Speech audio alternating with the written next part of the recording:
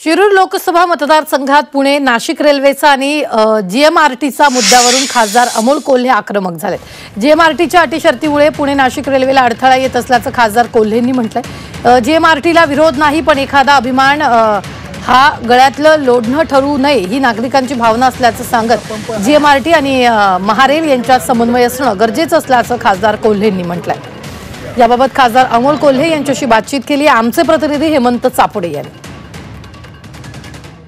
गेली अनेक दिवसापासून पुणे नाशिक रेल्वेची चर्चा रंगत गेली आणि ती निवडणुकीच्या काळात खतं प्राधान्याने पुन्हा एकदा चर्चेचा विषय ठरला आणि आता पुन्हा एकदा पुणे नाशिक रेल्वेची सध्या चर्चा सुरू झालेली आहे मतदारसंघात। आपल्यासोबत बोलण्यासाठी खासदार डॉक्टर अमोल कोल्हे आहेत, आपण त्यांच्याशी बोलणार। डॉक्टर साहेब, खरं तर रेल्वेचा मुद्दा पुन्हा एकदा चर्चेत आलेला आहे, नक्की काय सत्यता आहे यात? जीएमआरटीच्या काही कन्सर्न्समुळे, काही ऑब्जेक्शन्समुळे हा डीपीआर पुन्हा नव्यानं बनवण्यात येतोय आणि याची जर अलाइनमेंट आपण नवीन जर जी बघितली तर जीएमआरटीची जी मागणी ही समोर आली, ही मागणी त्यांच्या अँटेनापासून 15 किलोमीटर आणि मुख्य जीएमआरटी पासून 30 किलोमीटर अशी जर मागणी आपण बघितली तर जुन्नर आणि आंबेगाव तालुका हा कदाचित रेल्वे पासून हा दूर जाईल का, हा एक प्रश्न निर्माण झाला।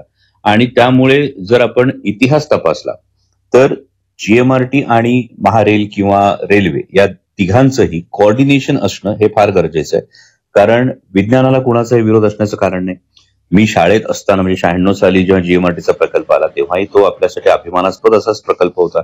या भागाचा नागरिक म्हणून एक फार महत्वाची गोष्ट आहे की एखादा अभिमान, केवळ अभिमान हा गळ्यातलं लोढणं ठरू नये ही सुद्धा नागरिकांची भावना आहे। कारण रेल्वेमुळे इंडस्ट्रियल फ्रेट असेल, त्यानंतर शेतमालाची वाहतूक असेल, प्रवासी वाहतूक माझ्या दृष्टीनं हा एक फार नंतरचा किंवा दुय्यम असा हे म्हणता येईल, पण तरी सुद्धा आज आपण पुणे नाशिक हायवेवरची वाहतूक कोंडी पाहतो आहोत।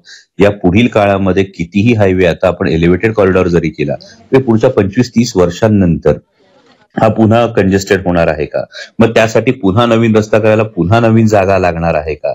आणि एकूण जर लँड ऍक्विजिशन कमी होताना जर आपण बघितलं तर रोजगाराच्या नवनवीन संधी येण्याच्या दृष्टीनं रेल्वे प्रकल्प होणं गरजेचं आहे। आणि त्यामुळे माझी भूमिका एवढीच आहे की जीएमआरटीला विरोध नाही, परंतु जीएमआरटीनं एक तोडगा काढावा जेणेकरून जीएमआरटी राहावी आणि रेल्वे सुद्धा राहावी।